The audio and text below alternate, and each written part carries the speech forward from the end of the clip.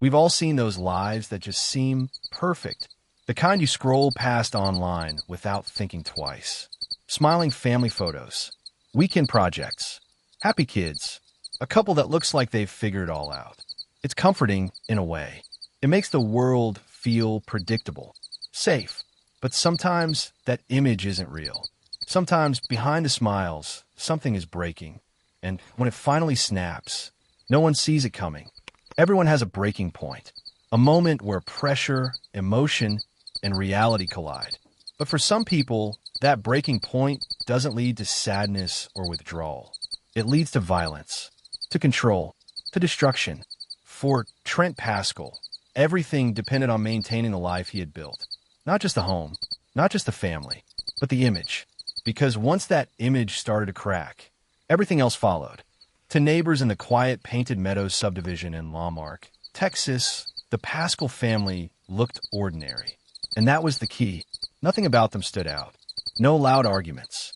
No police visits. No visible signs of trouble. Trent Pascal, 48 years old, was known as a capable, hands-on man. He worked, provided, and took pride in doing things himself. He even shared parts of his life online, posting videos, presenting himself as a practical, dependable family man. From the outside, he looked stable, in control.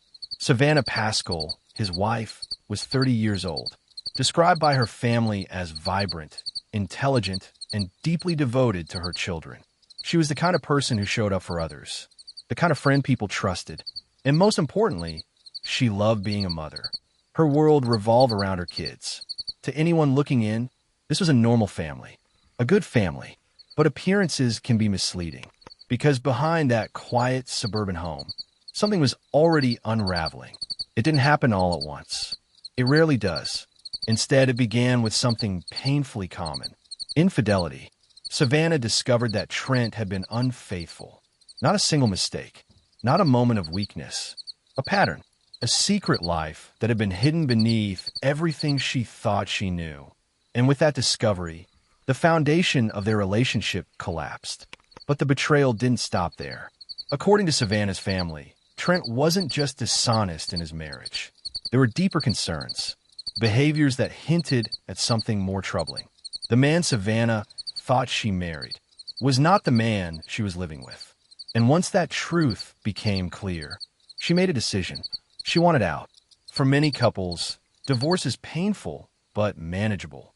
It's an ending, a separation, a chance to rebuild.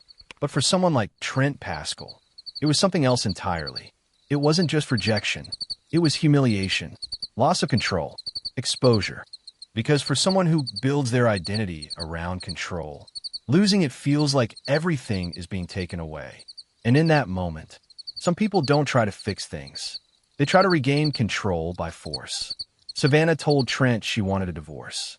She wanted a better life for herself and her children. A life built on truth, not lies.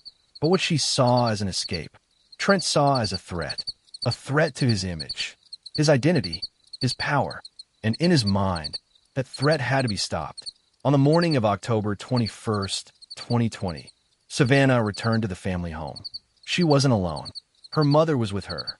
What they didn't know was that Trent was already there, waiting.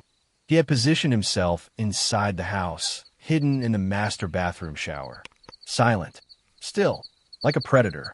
When Savannah and her mother entered the room, everything changed in seconds. Trent burst out armed. He didn't hesitate. He didn't negotiate. He declared his intention clearly. He was going to kill them. In that moment of chaos, Savannah's mother reacted. She managed to shut the bathroom door and run. Behind her, gunshots rang out. When she returned, her daughter was lying there, shot, critically wounded. Savannah Pascal was rushed to the hospital, but it was too late. She didn't survive. Just like that, a life was taken, a family was destroyed, and the illusion was gone. But what makes this case even more disturbing is what happened just before the murder. As Trent waited, hidden inside that house, he did something unexpected. He recorded a video, a message, supposedly for his children. But what it really became was a window into his mind. In the video, Trent speaks calmly, too calmly. He starts with an apology. saying he's sorry for what he's about to do, that his children mean everything to him. But the apology doesn't last. Within moments, he shifts the narrative. He begins to blame Savannah, claims she betrayed him, claims she forced his hand, says he didn't choose this, that she did. And that's where the psychology becomes clear. Because in his version of reality, he's not the aggressor, he's the victim. This is what experts often describe as narcissistic justification, a mindset where responsibility is rejected and blame is projected outward. To Trent, his actions weren't wrong. They were necessary. He even warns in the video. He told her not to push him, not to mess with his emotions.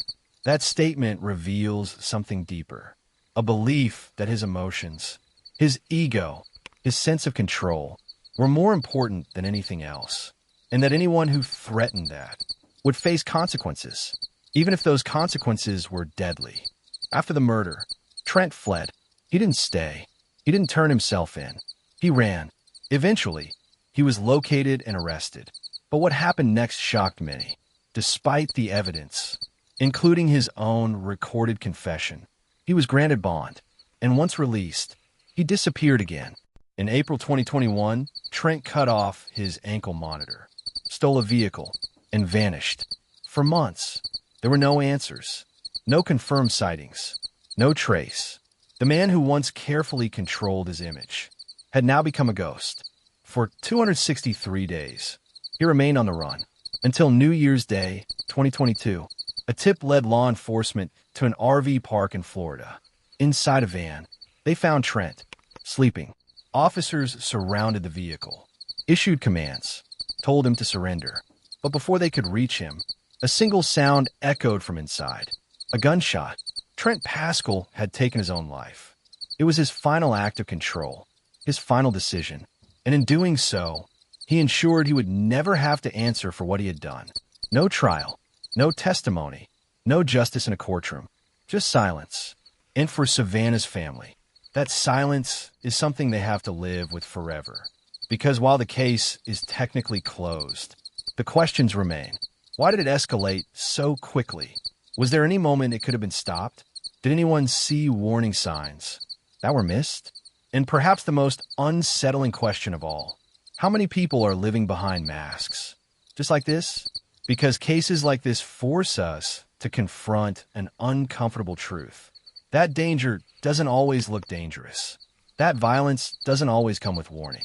And that sometimes the people we trust the most are capable of the unimaginable.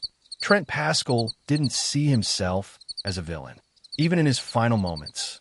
He believed he was justified. And that's what makes this story so chilling.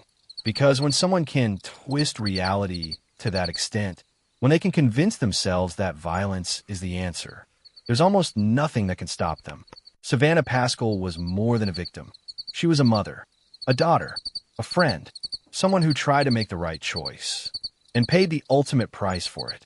Her story is a reminder, not just of the danger of hidden lives, but of the importance of recognizing control, manipulation, and warning signs before it's too late. And so we're left with the question, how well do we really know the people around us? Because sometimes the truth isn't just hidden, it's waiting. And when it finally comes out, it can destroy everything. If this story left you thinking, or if it raised questions you can't shake, consider subscribing for more deep dives into real crime and human psychology. And tell me, what part of this case disturbed you the most?